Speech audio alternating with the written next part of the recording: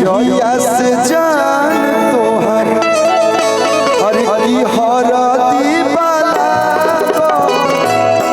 तब से दीवाना तार भइल बाटे पार तब से दीवाना तार भइल बाटे याद में होई पुतर पत गाल पसंद होई काजल ले कल हरदी के लिया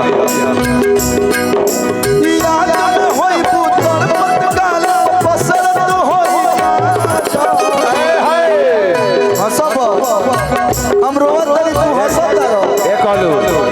मुखियो जे सिर पे चढ़ावत जहिया से बरसे बादल जैसे बरसे तब से है पलुआ तार भइल बाटे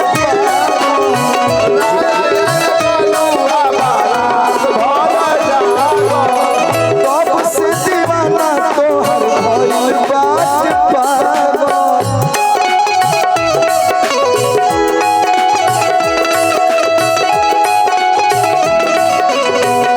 मैं भुला गइलू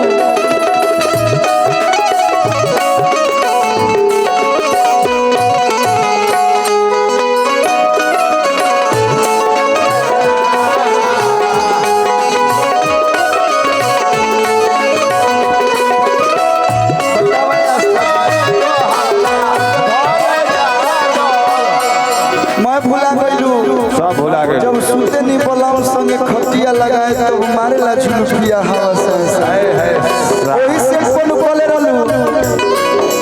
भले कार्ड पर नाम भतार के बा लेकिन हाथ में नाम यार के बा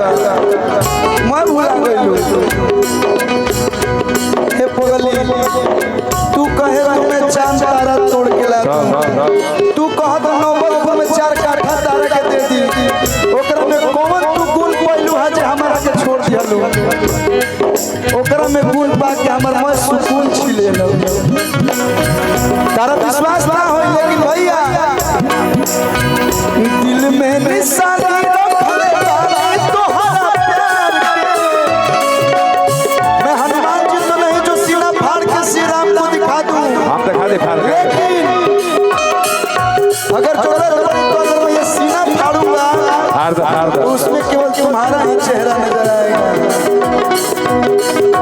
हमारा इमोशन के डिमोशन मत करो बाचब ना बरा दिल में निशानी रखले तोहरा प्यार कहत जमाना के देखा इसी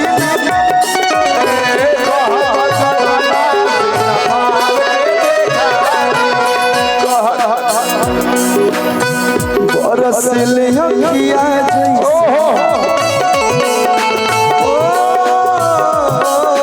बरसले अखिया जैसे बरसले बादल कलुआ के छोड़ के शुभम में संगे भागल बजाय दे तारा नसीब मना रहे तब से दीवाना तार भइल बाटे पागल तब से दीवाना तोहर भइल बाटे पागल ओ साथी रे तेरे बिना भी क्या जीना तेरे बिना भी अखियां तोहरे ही नहीं आता के कोइलू कोई सान रोग धरा के ई मिलनवा तड़पे छन छन दिल हमार लागे कहिना ओ साथी रे तेरे बिना भी क्या जीना तेरे बिना भी जब आप पास रहते हो ना तो ऐसा लगता है कि सारी दुनिया की खुशी हमारे पास है लेकिन जैसे ही आप हमसे दूर जाते हो ना लगता है यहाँ पे मेरा कुछ है ही नहीं जो करीब है वो गरीब है जो दिल के करीब है वो गरीब है जो दूर है वो भरपूर है जिंदगी ला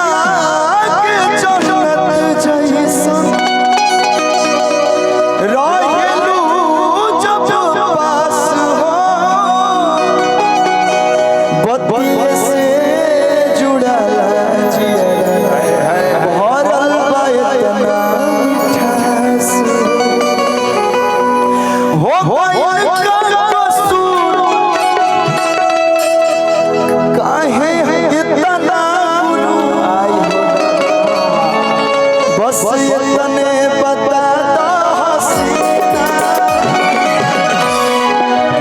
ओ सती रे तेरे बिना भी क्या जीना।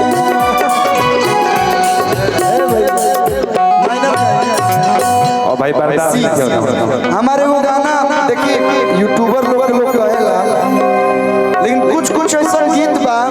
जौन एल्बम से ज्यादा स्टेज पे लोग पसंद के लिए